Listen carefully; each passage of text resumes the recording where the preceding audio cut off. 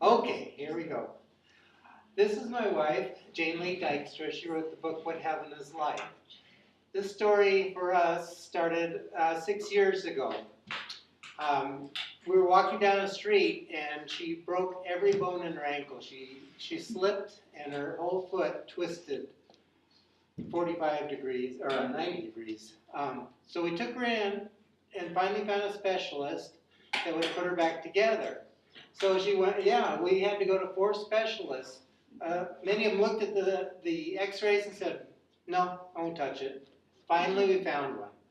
So she went in for a 4-hour surgery, and she had a plate about this long put up against her bone with 6 screws in that, another screw up her heel about this long to hold everything together.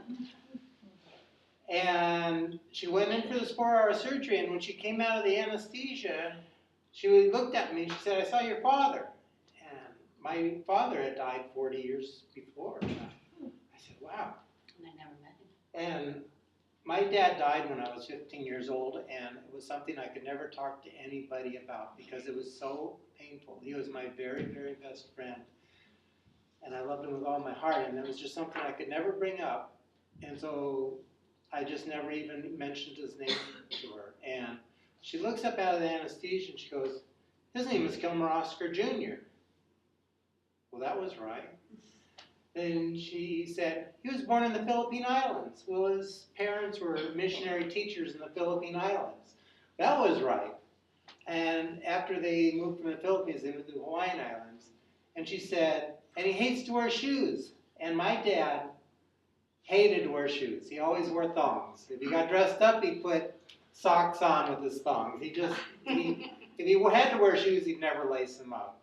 So she told me 3 things that my dad wanted for her to tell me, so I knew for sure that she had seen my father. And so I knew when she came out of the operation, she did see my father. That part I was 100% sure of. So I'm going to let Jane explain the rest of that day to you.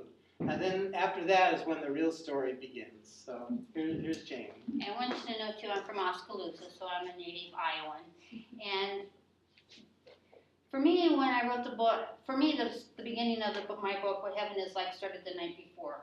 Because the only thing Richard had ever told me about his dad was that he had gone into the hospital for a minor operation, or minor procedure, actually, and didn't come home. And so the night before, I know I'm going for this long surgery, and my ankle was so bad, it was like hanging around like this, and I had no hope that they were going to fix it, much less that I was going to walk again. So I started praying the night before, because I'm a Christian, and I was afraid. And I'm praying to God, and I'm saying, please, God, take care of me tomorrow.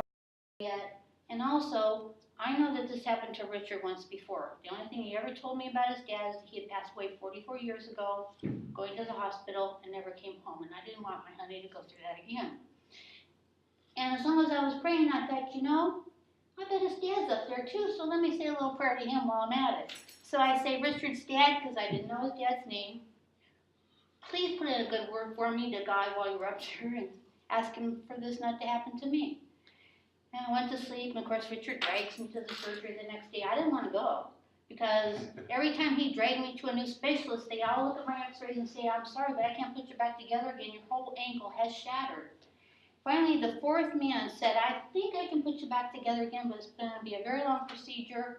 It's going to take a long time for you to recover, and then maybe if you're lucky, you'll walk again. So I don't see any reason for the surgery. I mean, they can't put me back together again anyway, but he's dragging me all around because I'm stubborn than I am.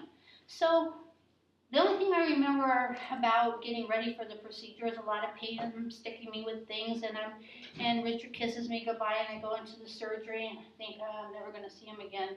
The next thing I remember, I wake up, and I'm looking, and I see this big, beautiful light in front of me, and it's above me, and I can see the doctors working on me, and I'm thinking, okay, I died.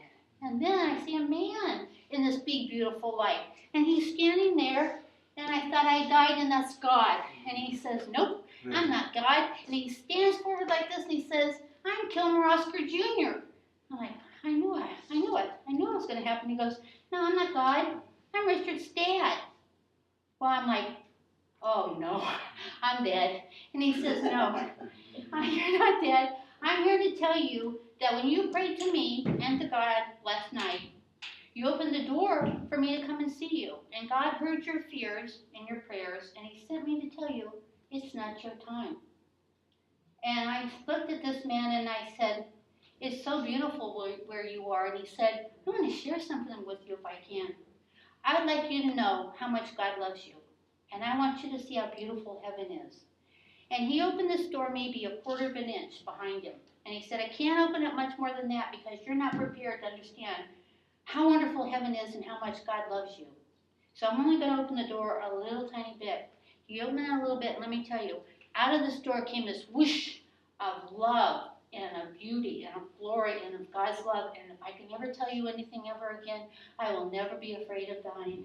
And it was the most beautiful, glorious feeling of love that came over me, that I looked at this man and I said, Kilmer Oscar Jr., I want to go with you.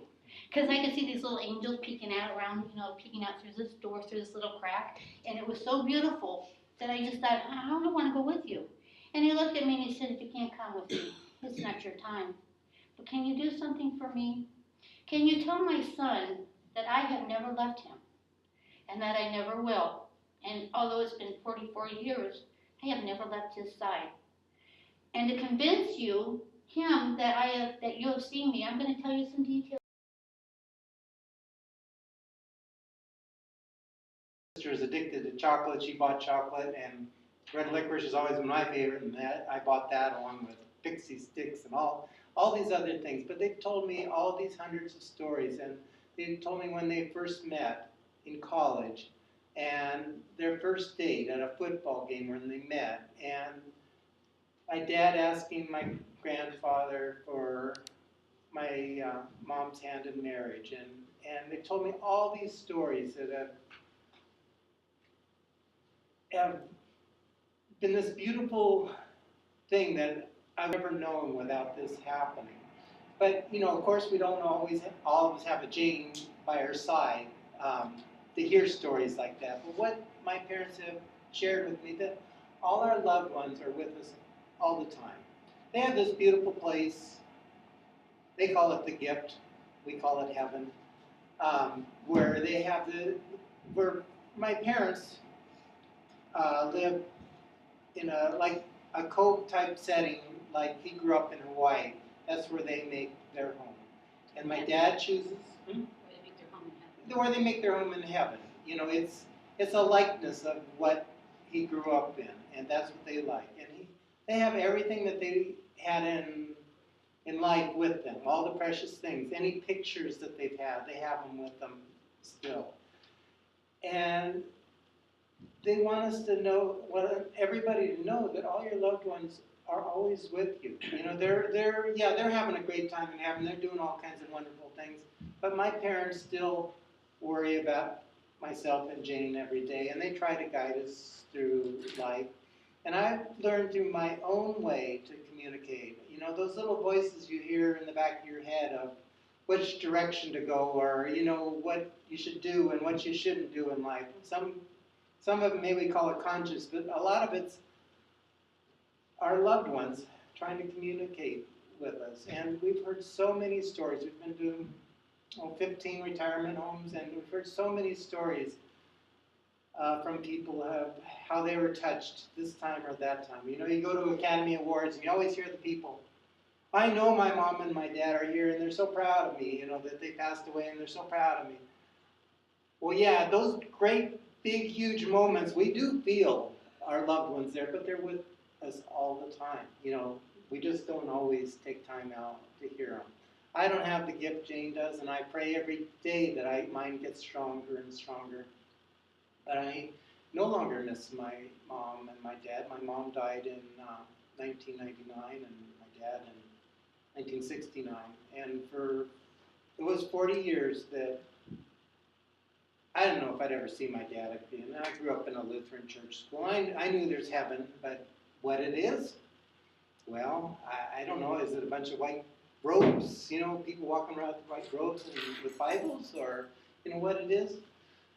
But over the last 6 years, I've asked a lot of questions about their lives in heaven and stuff. And for them, they live in